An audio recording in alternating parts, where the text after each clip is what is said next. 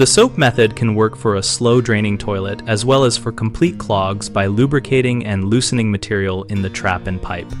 For a slow drain, start by pouring a generous amount of liquid dish soap or concentrated Castile soap into the bowl.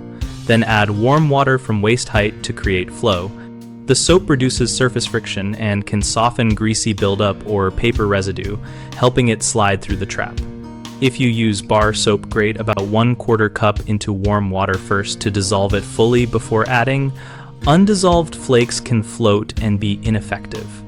Allow the mixture to sit for at least 10 to 20 minutes so the soap has time to penetrate and lubricate. For tougher slow drains, repeat the procedure up to 2 more times with brief agitation by flushing gently between attempts. Avoid scalding water because extreme heat can crack older porcelain or damage seals. Warm is sufficient and safer. If the slow drain is caused by mineral scale or hard objects, the soap trick may only provide temporary relief. So follow up with a mechanical approach such as a toilet auger that reaches the trap without scratching the bowl.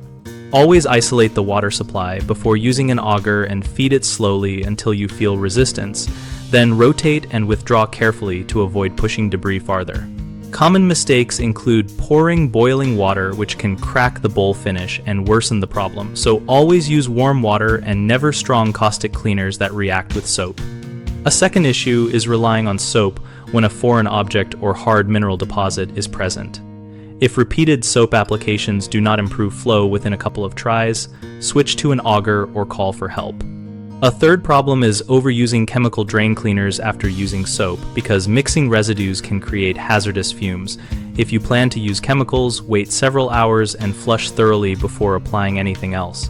BigHomeProjects.com connects homeowners with local contractors and provides project information relevant to toilet repairs and other plumbing scopes, so we can help you find someone nearby when a job is beyond do-it-yourself.